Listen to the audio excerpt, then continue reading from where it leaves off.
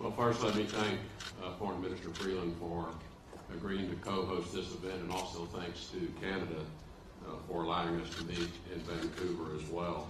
North Korea is just one of many security issues in which the United States knows we can rely on our neighbor and friend Canada for close alignment. Also want to recognize Foreign Minister Kang, the Republic of Korea, and Foreign Minister Kono, and thank them for joining us as well. As allies, their nations have been at the center of the maximum pressure campaign against the DPRK, and our lockstep coordination with them will continue. The United States extends its appreciation to all nations here for their efforts to date in the pressure campaign. This assembly of representative countries of the original UN command sending states are all represented by foreign ministers and diplomats. These are nations that answered the call almost about 60 years ago to fight for freedom on the Korean Peninsula, to ensure freedom would be preserved on the Korean Peninsula, and through great sacrifice secured freedom on the Korean Peninsula for the people of the Republic of Korea.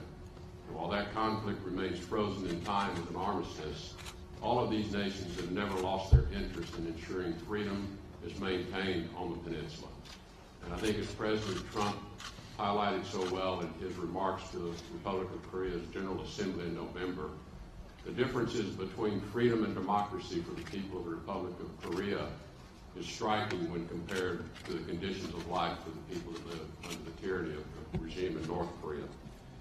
And it is only a threat of this nature, a serious nuclear weapons threat, that would unite what were once enemies, the sending states, with China in a common goal to denuclearize the Korean Peninsula.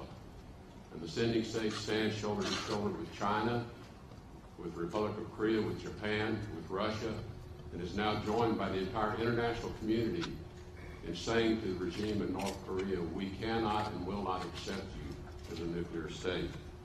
It has been nearly 1 year since the United States, in concert with our allies and partners, initiated the global campaign to maximize pressure against North Korea. As it was in the beginning, the great goal of the pressure campaign is to cut off the sources of funding that the DPRK uses to finance its illegal nuclear and ballistic missile programs. Additionally, we must increase the cost of the regime's behavior to the point that North Korea comes to the table for credible negotiations. The object of negotiations, if and when we get there, is the complete, verifiable, and irreversible denuclearization of North Korea. All nations here today are united on that goal. Let me be clear, we will not allow North Korea to drive a wedge through our resolve or our solidarity. We reject a freeze-for-freeze approach in which legitimate defensive military exercises are placed on the same level of equivalency as the DPRK's unlawful actions. The pressure campaign will continue until North Korea takes decisive steps to denuclearize. This is a strategy that has and will require patience. But thanks to everyone's support at this table and around the world, the regime is already facing costs that it is having difficulty bearing. The purpose of our meetings today is to improve the effectiveness of the maximum pressure campaign and combat North Korea's attempts to evade sanctions. The United States looks forward to hearing from all participants on how we can best do that. To date, the United States is encouraged by the steps that nations around the world have already taken. In 2017, the UN Security Council passed 3 unanimous resolutions levying the toughest ever sanctions on North Korea. And nations around the world have taken their own unilateral actions, such as expelling North Korean laborers, closing North Korean embassies, and banning the importation of North Korean goods. The United States commends those nations for taking these actions. This progress is encouraging, but we cannot be complacent. Kim Jong-un's regime continues to threaten international peace and security through unlawful ballistic missile and nuclear tests. I ask you to take a look at a map behind me, and this is to make the point of the equivalency of defense military exercises and their irresponsible testing. The map is a snapshot of air traffic in Asia on the morning of Friday, January the 12th, a rather ordinary day.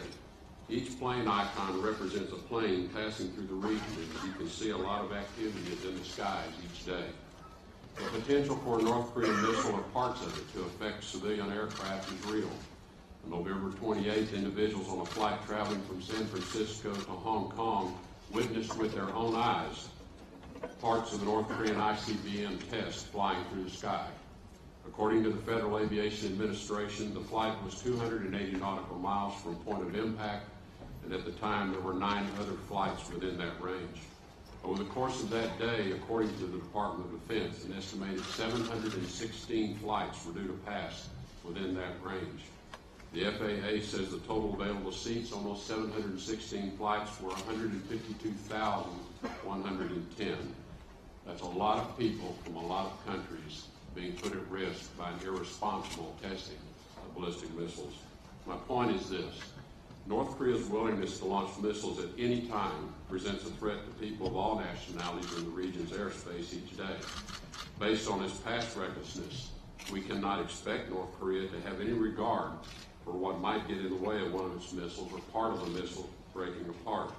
This is to say nothing of potential technological errors associated with a launch that could result in disaster. Of course, this is hardly the only threat or likeliest threat posed by North Korean missiles. Twice last year, North Korea launched missiles over Japan, which could have fallen on the population centers. The North Korean threat has many dimensions, all of which must be countered. The regime has shown a recklessness among the nations of the world. Based on its actions now, we can see what North Korea may very well do later if it obtains complete nuclear and missile delivery capabilities. When we consider the DPRK has avowed strikes on civilian targets, that Oslo is nearer to Pyongyang than Seattle, that London is nearer to North Korea than Los Angeles, that Amsterdam, Ankara, Brussels, Beijing, Paris, and Moscow are nearer than New York City, we see a global problem requiring a global solution.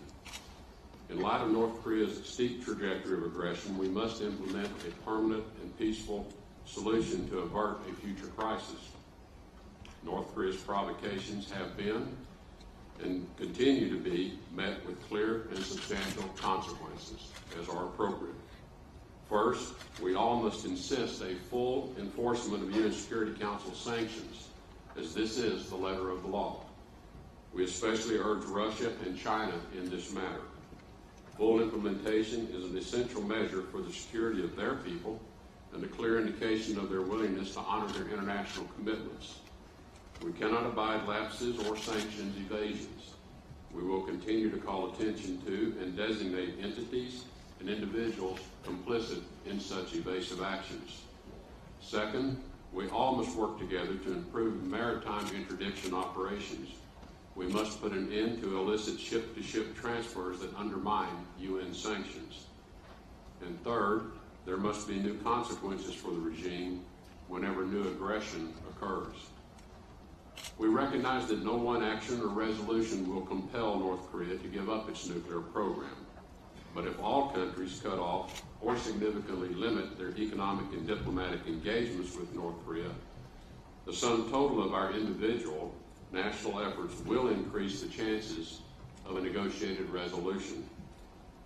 Our nations desire a future for North Korea, but the ultimate responsibility for producing that new future lies with North Korea. Only by abandoning its current path can North Korea achieve the security and stability it desires and a prosperous future for its people. On behalf of the United States, I look forward to sharing ideas today with our allies and partners to strengthen the maximum pressure campaign and provide a pathway to security for all of our people as a result. Thank you. Okay, thank you very much, Rex, and thank you for bringing visual aids.